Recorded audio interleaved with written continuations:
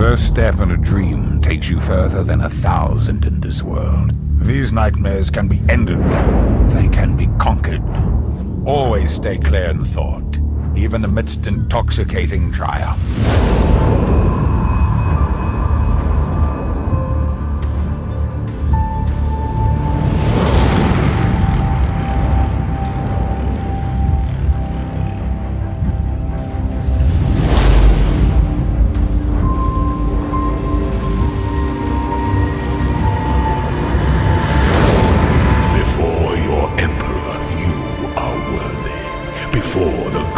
Of justice, you are worthy. Receive our blessings, embrace our gifts, and rise ascendant. For this is the ending that we all deserve.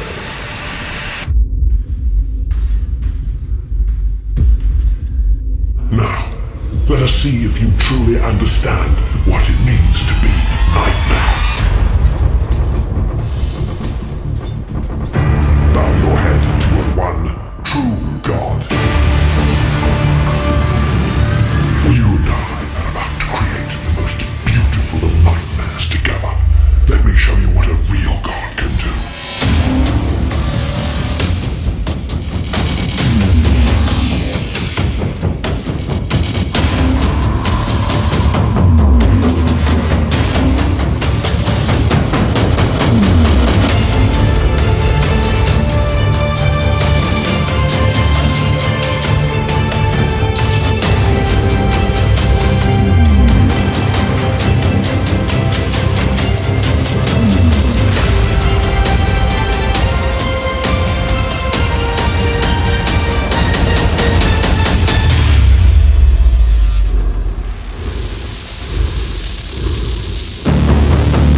Choose wisely. Trust completely. May you find the ending that you deserve. What's up everyone, it's Victon, here with another Path of Exile build guide. Today we're going to be going over a high budget map blaster. It's a fire conversion Blade Vortex occultist with Self Curse and Headhunter. As you could tell from the gameplay, the map clear speed, even on some of the hardest content in the game, is amazing, and the difficulty is completely trivial. If you want to go fast, be a big boy for the whole map, and make 5 exalts an hour farming in-game delirious maps, then this build is for you. It does all of that and more, and in general is just mad fun to play.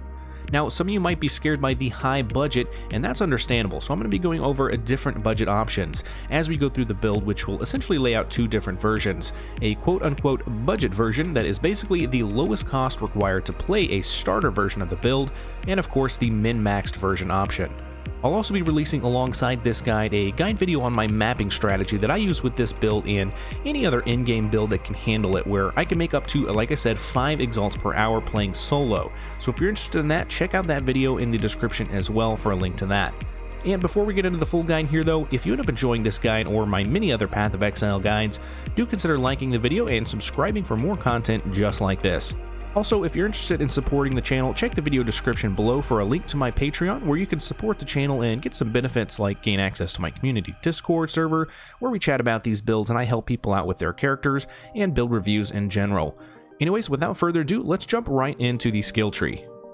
Alright, so first things first here, we're going to be using the desktop app Path of Building. A link's going to be in the description for you to download it if you don't already have it, and it's very important to note that if you get an error in your Path of Building, it's because you're not using the Path of Building I have linked in the description. The one that we're going to be using is the Community Fork Path of Building. It's updated more frequently and overall it's just much better than the original. Once you get it, just copy the POB pastebin link in the description of this video, then we're going to open up the app. Go to the top left here and click Import Export Build, and then click Import from Pastebin, and then paste that link into here and click Import, and you should be good to go. So the way I do my POBs is I typically have a leveling guide built in, so you can see how to level it up from start to your first lab all the way up to a level 100 final character. This guide will be a little bit different though, since the build really doesn't come online until you get to in-game and have a few very important items, but I will still put up a starter version of the tree and the min-max version as well. So let's start off with the starter version. In this version, we won't be self-cast and Headhunter, but instead just focusing on 100% fire conversion of Blade Vortex and getting as much base DPS as possible. In this version, I do want to point out that we still run an Explode chest, and these cost about 10 to 12 exalts. I really think that you need this as a base for the build. Getting that chest, and even a crappy one with only Explode and Frenzy on hit, will be absolutely massive. When we fully convert our physical damage to fire damage, it not only boosts our Blade Vortex damage, but it also boosts the physical damage explosions from the chest. This is what makes those full screen pops happen. This version is significantly cheaper and still gets around 1.8 million Shaper DPS with those big AoE pops, which is all you really need for regular mapping up to and including Tier 16 Delirious Xana mod farming. Do that for a few days and you will be able to afford the rest of the min-max gear no problem. Anyways, for the starter version here, I'll just kind of point out a few key things. First is we are hybrid with life and energy shield, so we do grab life where we can, and also use a glorious vanity with sacrifice in the name of Doriani, which gives us the keystone Corrupted Soul. This gives us 20% of our maximum life as extra maximum energy shield, and 50% of non-chaos damage taken bypasses energy shield. This really shines when we get into the min-maxed version, but it's still a decent boost in defenses here, so we do pick it up early on. Also, and I'd say most importantly for the starter version, is we do get Avatar of Fire. It converts 50% of our physical damage into fire damage.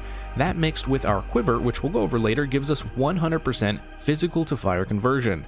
This is probably the most important node in the tree for the starter version. From there, it's a pretty basic setup though. We're just grabbing power charge nodes, area of effect nodes, some mana nodes here so we can have enough to cast our 6-link Blade Vortex, crit multi everywhere we can get it, alongside some crit chance, and lastly, we do get 2 maximum frenzy charges as well. Pretty straightforward for this version. It only gets a bit more complicated when we jump into the min-maxed version, which we'll do now. Okay, so once you've made enough currency and have all the items needed, you can make the switch to self-curse with temporal chains to make your Headhunter buffs last the entire map. There's a very specific way to do this, and you do need to follow this guide to the T. First and foremost is beefing up our curses. We mainly do that with our medium cluster jewels. Now, I picked up a Voices large cluster jewel here, but it's only a 7 passive, so not the crazy expensive versions, don't worry.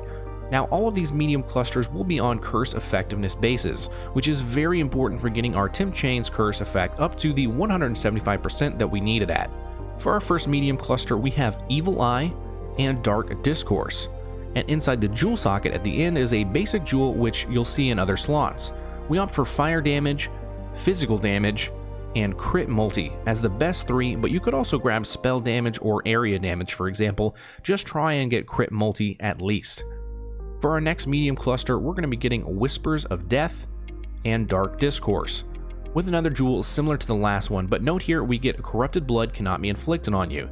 Try and get 1 jewel with this on it. It is very important. Corrupting Blood absolutely wrecks you, so it's a big quality of life boost once you get this. Our next medium is just Dark Discourse, but comes on a 6 passive with increased effect of small passive nodes, so we get even more curse effect. Again, this is important so we can reach that 175%. In here, you're going to find our Watcher's Eye. The main stat you're looking for on the Watcher's Eye is physical damage converted to fire damage while affected by anger. We don't get Avatar of Fire in the min-maxed version because it costs too many points, so we pick this up instead. We lose a bit of damage since it's not 100% conversion to fire, but it's totally fine and not even noticeable. These are only about 3 to 4 exalts, so not too bad really. For our last medium cluster jewel, we're going to get Dark Discourse once again, and this time we're going to add in Master of Fear for unnerving enemies on hit, which makes them take more spell damage. Other than that, you're also going to notice 3 Inspired Learnings, which are mini Headhunters themselves. They also benefit from our Temp Chan shenanigans and end up getting the same buff duration as Headhunter buffs, so almost the whole map. These are super cheap and a great addition to the build. Just make sure you have 4 notables allocated within this circle and you'll be good to go. Another nice thing here on the passives tree is the buff we get from killing monsters and gaining elusive. Same thing here, the buff ends up lasting a long time, so a nice defensive boost. As far as ascendancy, both versions of the build are Occultist, which is the clear choice for any curse-focused build. We first pick up Profane Bloom to get hexproof, and also some additional AoE pops on death. Next we get Malediction for curse effect and quite a bit of extra damage. We then get Forbidden Power for great area of effect and the ability to easily get power charges alongside an additional power charge. And lastly we get Vile Bastion, mainly for stun immunity while we have Energy Shield, but also a nice bit of ES regen per second. And that's it for the skill tree, so let's go ahead and move on to our gear setup. Okay, so for our gems here, it's actually pretty straightforward and the same for both versions of the build. The only difference is going to be in our gloves, where we don't use the curse on hit setup for the starter version. Now, on our main skill is of course Blade Vortex, and we're going to be socketing in our bow, which we'll go over later, but for the links, we go with Blade Vortex, Conk Effect, Unleash, Combustion, Control Destruction, and Empower. This setup works well for our fire conversion setup and does a good bit of damage, so when you start off the map without any Headhunter buffs, you can still easily kill the first few packs to get going. From there, we have our second 6 link, which goes in our body armor. In here, we're going to have Awaken Blasphemy, Temporal Chains, Anger, Herald of Ash, Enlighten, and lastly a Vol Grace, which do note we're only using for the Vol Grace, not the actual Grace aura. For our gloves, this one is quite important to follow exactly as I have it here, with Herald of Thunder, Hex Touch, Temporal Chains, and Enhance. Basically the concept is, and we're going to go over it again in the gear section, but we are self-cursing ourselves with Temporal Chains using Herald of Thunder. Temporal Chains then makes debuffs on us expire significantly slower, comboed with the unique amulet, which in turn makes Headhunter buffs on us last a long time. That's how we can slurp up 60 plus Headhunter buffs in one map and make them last the entire map. We also have Enhance on here because it doubles the quality the Temp Chains gets, which is Curse Effectiveness, and again we want to cap out our Temp Chains Curse Effectiveness, and this helps us get there. Lastly, for our links, we have our utility links in our helmet. We're going to go with Anomalous Flame Dash, Level 7 Arcane Surge, and Cast on Death Portal.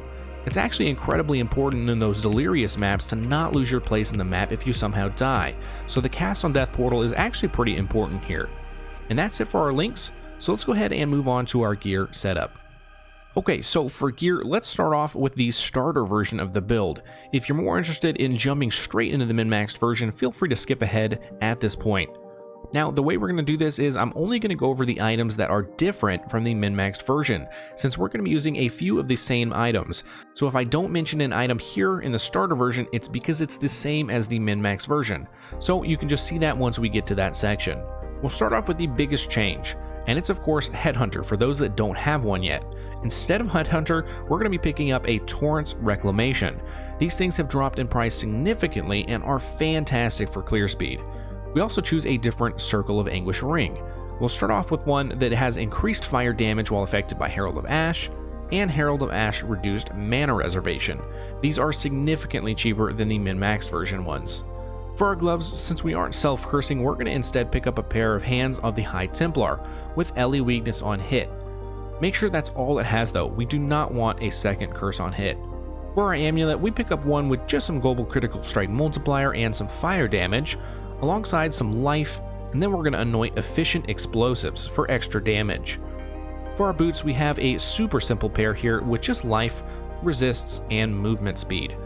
And lastly here for our flasks, we're going to use an Experimenter's Quartz Flask of Staunching for bleed removal. This is in place of a Bottled Faith, which we'll go over more in the min-maxed version. We of course also don't need any of the Cluster Jewels or the Watcher's Eye we mentioned earlier, so a ton of currency saved there too.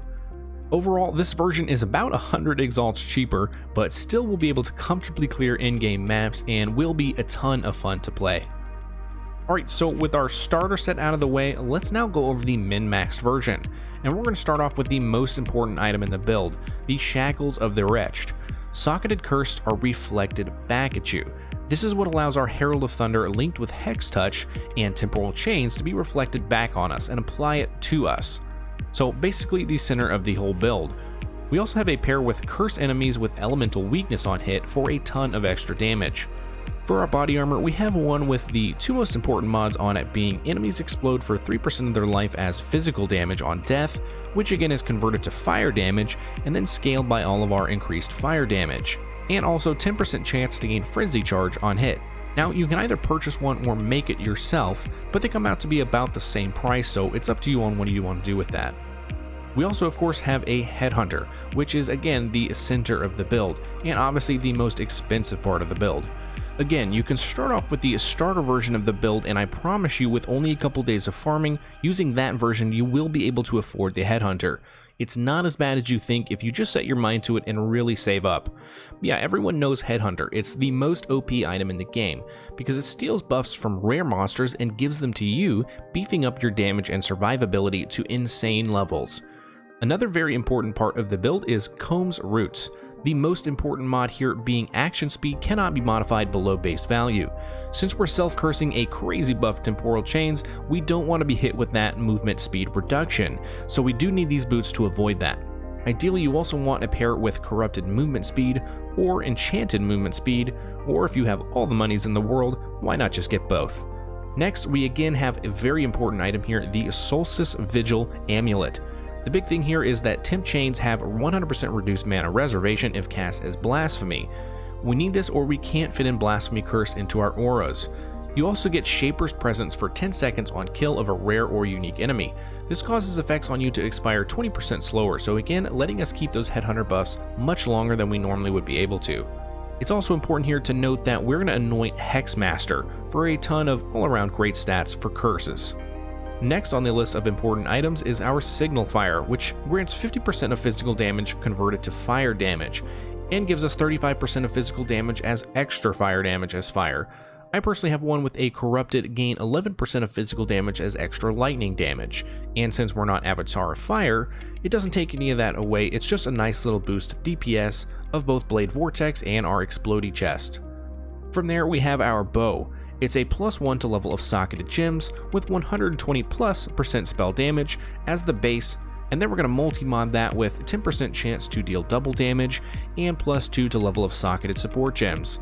If you can remember, we do use Empower in here, so that Empower gets mega buffed and gets all the way up to a level 7 Empower, which ends up making our Blade Vortex a level 28 gem, so really big DPS increase. For our helmet, you're going to want one with the base 30% increased Temporal Chains Curse effect enchant, and from there we're going to craft on it with an Awakener Orb to combine the two mods, +1 to maximum power charges, and +1 to maximum unleash seals. This gives us a nice DPS boost, and a good quality of life boost as well.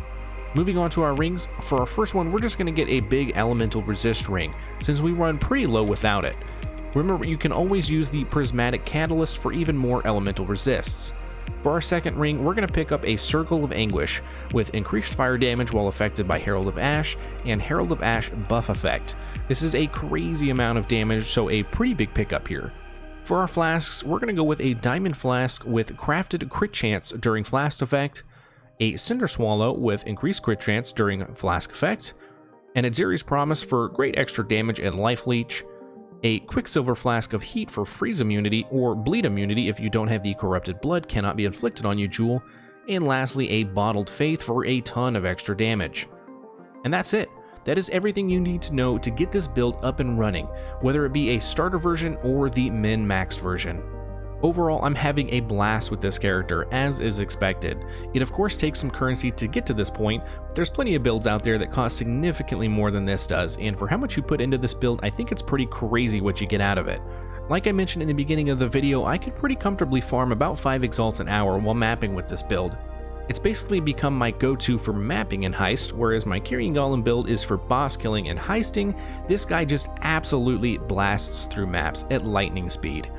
Anyways, I hope you guys were able to get some good takeaways from this guide, and it's helped you to decide if you want to play this build or a build similar to it. And I hope I was able to present it to you guys in an easy to understand and simple way. With that being said, if you enjoyed this guide or any of my other mini Path of Exile guides, do consider liking the video and subscribing to the channel for more content just like this. And if you're really enjoying the content, maybe even consider subscribing on my Patreon, where supporting me will also get access to my Discord server, where it's a lot easier and quicker to ask questions about your build reviews and gearing up questions, all that jazz. I'm always happy to help. Anyways, that's all I got for this one, guys. Thanks everyone, and I will see you all in the next one.